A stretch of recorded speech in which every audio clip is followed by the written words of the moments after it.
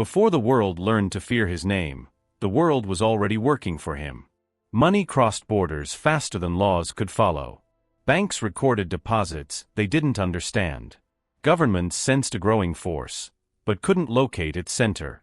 Somewhere between global demand and institutional blindness, a quiet smuggler discovered a dangerous truth, that power doesn't always come from weapons or votes. Sometimes, it comes from understanding systems better than the people who built them. This story is not about chaos alone. It's about precision. About decisions made in moments that seemed small at the time, a route chosen, a deal accepted, a rule ignored, that slowly transformed a criminal operation into an empire with international consequences. As cocaine flooded wealthy nations, pressure mounted in Washington. Across Europe, financial regulators watched strange patterns emerge. And in Colombia, an entire society began bending around a man who was learning how to operate like a state, without ever becoming one. How did Pablo Escobar turn global demand into political leverage? How did a single network expose the vulnerabilities of international finance, law enforcement, and diplomacy, all at once? This is the hidden story of how the modern world helped create a king it could not control. If stories like this fascinate you, subscribe to join us as we uncover the hidden mechanics behind global power. And tell us, where are you watching from? Because this story may feel distant, but its consequences reached far beyond one country, and they still echo today. In the early 1970s, Colombia was not yet synonymous with cocaine.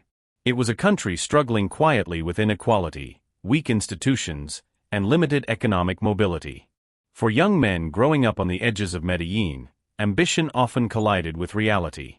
Jobs were scarce, social mobility felt distant, and the global economy offered little interest in places it considered peripheral. But far beyond Colombia's borders, something subtle was changing. In nightclubs from Miami to New York, and later across Europe, cocaine was shedding its criminal image and becoming a symbol of status, speed, and excess. Pablo Escobar entered this moment not as a mastermind, but as an observer. He paid attention to how goods moved, how borders were enforced unevenly, and how demand in wealthy nations created invisible corridors of opportunity. At first, the operations were small, smuggling electronics, stolen goods, whatever could move quickly and quietly. But cocaine was different. It was compact, addictive, and astronomically profitable. One successful shipment could earn more than years of legitimate work. And Escobar understood something crucial early on. The product mattered less than the system that allowed it to flow. As cocaine demand exploded in the United States, enforcement lagged behind consumption. Agencies worked in fragments. Laws stopped at borders, but money did not. Escobar began building relationships, pilots, chemists, transporters, not through fear, but reliability. He paid on time. He reduced uncertainty. And slowly, a network formed that mirrored legitimate supply chains, only faster and far less regulated. Each successful run reinforced a dangerous lesson. The world's most powerful economies were unintentionally financing his rise. By the time authorities began noticing unusual patterns, sudden wealth in Medellín, unexplained cash flows abroad, the foundation was already set. What started as opportunistic smuggling was becoming something far more organized. And Escobar was no longer just moving drugs. He was learning how to move influence. As Escobar's network expanded, something unexpected happened inside Colombia. Money arrived faster than the state ever had. In neighborhoods long ignored by politicians, cash-funded construction appeared almost overnight. Roads were repaired. Homes were built. Jobs multiplied. For many families, Escobar was not yet a criminal kingpin. He was proof that opportunity could exist outside a system that had failed them for generations. While officials debated policy in Bogotá, Escobar was solving problems in cash, and people noticed. Internationally, analysts were beginning to sense that something was wrong. Drug seizures increased, yet supply never seemed to shrink. Prices stayed stable. In Miami, law enforcement quietly admitted that for every shipment intercepted, several more slipped through untouched. Across Europe, financial regulators flagged suspicious transactions but struggled to trace their origins. The money moved too quickly, through too many hands, dissolving into legitimate economies before alarms could fully sound. The system was reacting, but never fast enough. Escobar watched all of this closely. He understood that violence attracted attention, but influence bought time. He invested in politicians, communities, and silence. Every dollar earned strengthened not just his operation, but his legitimacy in places where legitimacy had long been absent. The paradox was growing sharper. The harder governments pushed against the drug trade, the more valuable his control became. Enforcement raised prices. Prices increased profits. Profits expanded power.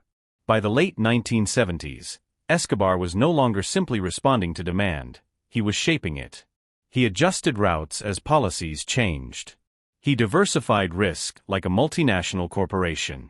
And while the world still saw cocaine as a criminal problem, Escobar had begun treating it as an industry. What no one fully grasped yet was that this shift would soon force governments into a confrontation they were not prepared to win. By the early 1980s, Escobar's rise was no longer subtle. His wealth had outgrown the shadows, spilling into politics, infrastructure, and public life. In Medellín, his name carried weight, sometimes gratitude, sometimes fear, often both at once. He funded football teams, sponsored public housing, and positioned himself as a benefactor in places the state rarely reached. To many ordinary citizens, Escobar appeared less like an outlaw and more like an alternative authority, one who delivered results without paperwork or delay. Beyond Colombia, the tone was shifting. In Washington, cocaine was no longer treated as a fringe criminal issue. It was reframed as a national threat. Politicians spoke of moral decay. Law enforcement budgets swelled.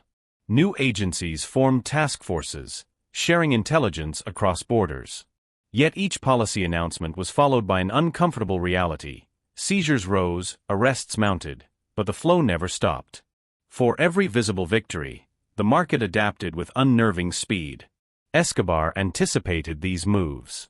He understood that global pressure would inevitably turn inward toward Colombia, and he prepared accordingly. Routes shifted through Central America. Offshore accounts multiplied. Legal fronts absorbed illegal profits. His organization began to resemble a corporate structure, compartmentalized, resilient, and built to survive disruption. Violence, once a last resort, became a strategic tool, targeted, symbolic, and devastatingly effective when deployed. As extradition treaties gained momentum, fear spread through the cartel ecosystem. Prison in Colombia could be negotiated. Prison abroad could not. Escobar's response was decisive. He framed the conflict not as crime versus law, but as sovereignty versus foreign control. The narrative resonated. In a country shaped by foreign intervention and inequality, many listened. And as public tension rose, Escobar crossed a critical line, stepping directly into politics, believing power could protect him where money no longer could. The world was no longer dealing with a smuggler. It was confronting a man who believed himself untouchable. Escobar's entry into politics shocked observers abroad.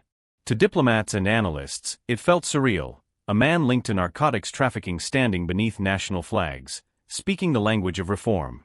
But within Colombia, the move revealed something deeper. Escobar understood that legitimacy was the final shield. If he could become part of the system would hesitate to destroy him. And for a brief moment, it worked. His image softened. His narrative expanded. He was no longer just a trafficker. He was a public figure with supporters, visibility, and leverage. International reaction was swift and uneasy. In the United States, officials warned that Colombia was approaching a dangerous threshold, where criminal wealth could openly rewrite democratic processes. Pressure intensified behind closed doors. Aid packages became conditional. Intelligence sharing deepened. Across Latin America, neighboring governments watched carefully, aware that if Escobar succeeded, the model could spread. The line between crime and governance was blurring, and no one knew how to redraw it without tearing something apart. Escobar responded not with retreat, but escalation. When the state pushed back, he pushed harder. Judges were threatened. Journalists were silenced. Explosions shattered public spaces, sending a chilling message that cooperation had consequences. Violence was no longer hidden, it was broadcast. Each act was designed to force a choice: submission or chaos. For ordinary Colombians, daily life became unpredictable, shaped by fear and moral exhaustion. The question was no longer who Escobar was, it was whether the country could survive him. Globally, disbelief gave way to alarm. News footage crossed oceans. Investors pulled back. Tourism collapsed. Colombia's image fractured under the weight of a conflict the world now watched in real time.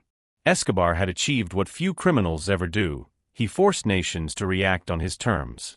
But in doing so, he triggered forces far larger than himself. And as pressure mounted from every direction, the empire that once thrived on precision began to show signs of strain. The king had declared war. And history rarely allows such declarations to end quietly.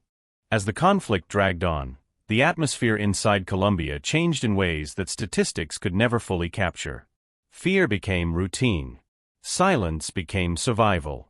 Ordinary citizens learned to read the city by sound: the absence of traffic, the echo of sirens, the sudden stillness that followed an explosion.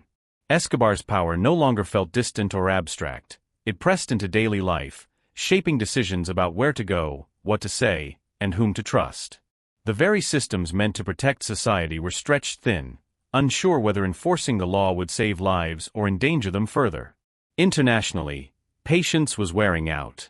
In Washington and European capitals, policymakers began acknowledging a sobering truth: the strategy had failed. Militarized enforcement had not crushed the market. Financial pressure had not dismantled demand. Instead, Escobar had revealed how deeply global systems were intertwined, how consumer habits in wealthy nations translated into instability elsewhere. The problem was no longer just one man.